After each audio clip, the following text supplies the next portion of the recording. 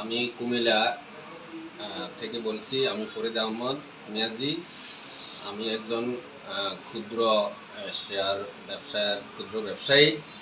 আজকে শেয়ার বাজারে সরকার যাদেরকে দায়িত্ব দিয়েছেন, আজকে শেয়ার বাজার ধ্বংসের পথে।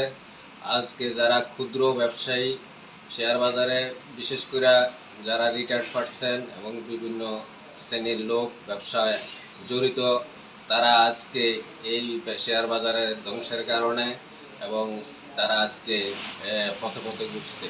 আজকে শেয়ার বাজারে নতুন করে গণবিনিয়োগকারী আসছে না, যার কারণে আজকে শেয়ার বাজার আজকে ধ্বংস। আজকে আমরা যা পুঁজি নিয়ে আসছি, আমি 27 লক্ষ টাকা পুঁজি নিয়ে আসছি, আজকে আমার 10-12 লক্ষ টাকা আছে, বাকি টাকা সম্পূর্ণ ধ্বংস হয়ে গেছে।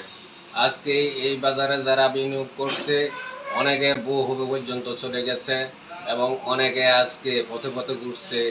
আজকে তাদের দিশেহারা হয়ে গেছে।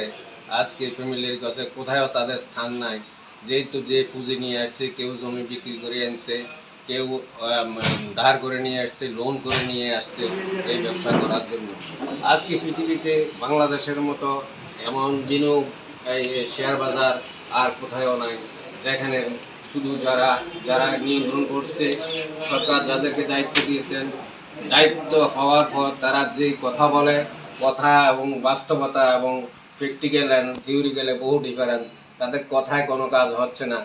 তারা যা বলেন বাস্তবে তার কোনো প্রমাণ পাওয়া যাইতেছে না।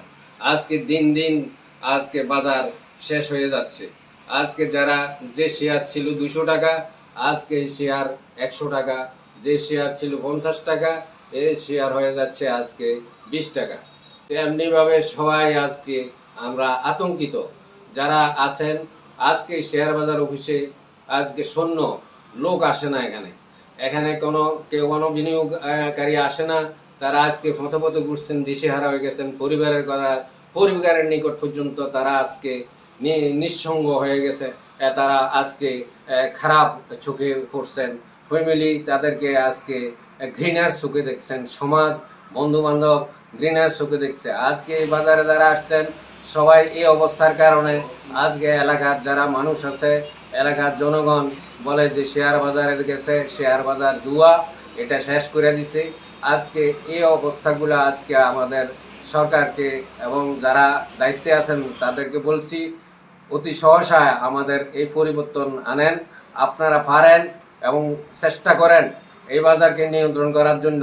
আজকে বিনিয়োগকারী আসবে, আজকে বিনিয়োগকারী চলে যাচ্ছে দিশেহারা হয়ে। সব কিছু আজকে শেষ হয়ে গেছে বিনিয়োগকারীদের। এই অবস্থা থেকে আমাদেরকে মুক্তি দেওয়ার জন্য বিশেষভাবে সরকার এবং নিয়ন্ত্রণকারীদেরকে বিশেষ অনুরোধ করছি। আসসালামু আলাইকুম।